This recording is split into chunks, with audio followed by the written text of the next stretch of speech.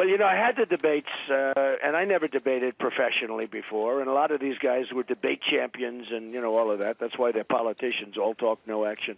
And I had the debates, and every single poll, there are 7 polls, and they polled the debates. Who won the debates?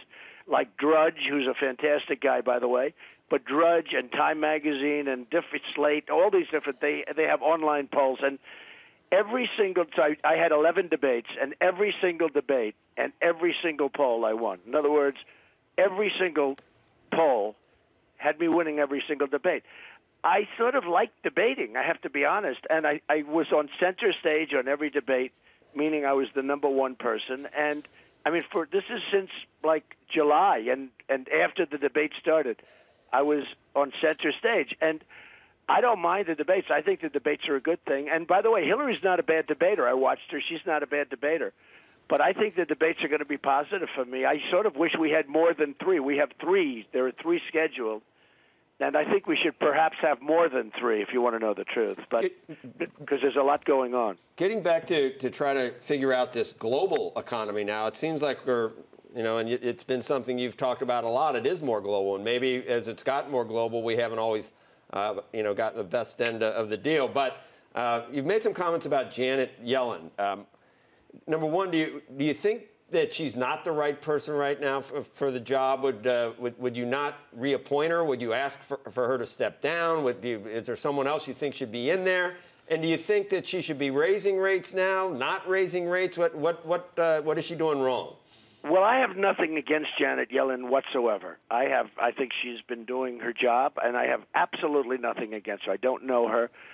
She's a very capable person. She has, people that I know have high regard for her.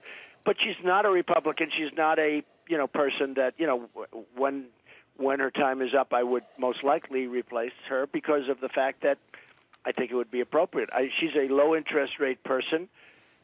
She's always been a low-interest rate person. And I must be honest, I'm a low-interest rate person. If we raise interest rates and if the dollar starts getting too strong, we're going to have some very major problems. You look at what's happening with our trade. You look at what China's doing to their currency with devaluations. They're killing us. They're killing us on trade. And, trade is the single and devaluation.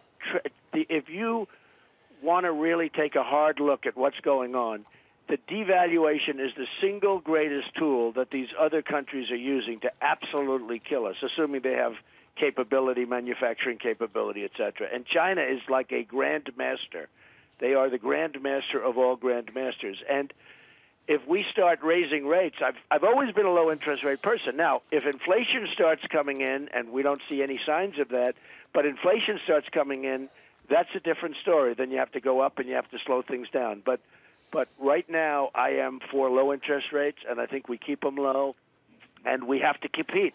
We have to compete in many ways. But when the dollar started going up recently, that was not. You looked at what happened, and we're going to lose all our business. It's wonderful. It's a funny thing. I love the concept of a strong dollar, and in many respects, obviously, I like a strong dollar. But when you look at the havoc that a strong dollar causes, and I can tell you, I have friends in China. All they do is watch the dollar. They love to see it go up. They just love to see that dollar go up.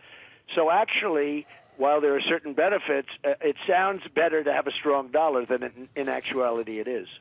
Mr. Trump, I agree with you, and it's a huge dilemma that we face, that we talk about just about every day here on the show. But the problem becomes if the Fed doesn't raise interest rates, low interest rates, part of the real thing that we've seen is it's been such a huge contributor to inequality in the society. If you want to look at why the middle class and the people who are less wealthy feel a lot worse off and the rich feel a lot better off, it's because of the low interest rate environment. How do you tackle that inequality in a low interest rate environment?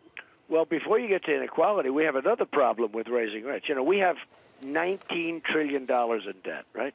It's going up to 21. We have numbers that are beyond belief. We're paying a very low interest rate. What happens if that interest rate goes 2, 3, 4 points up? We don't have a country. If you look at the numbers, they're staggering. We have a very low interest. We have tremendous debt, tremendous. And it's at low interest rates, fortunately.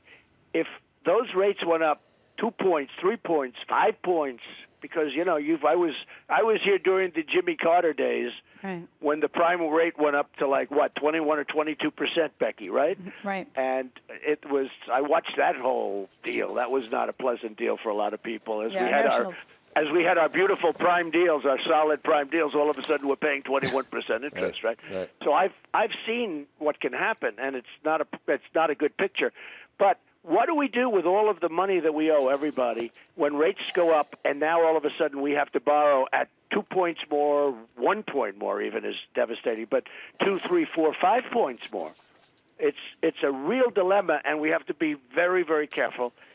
And I am the king of debt. I do love debt. I love debt. I love playing with it. But of course, now you're talking about something that's very, very fragile, and it has to be handled very, very carefully.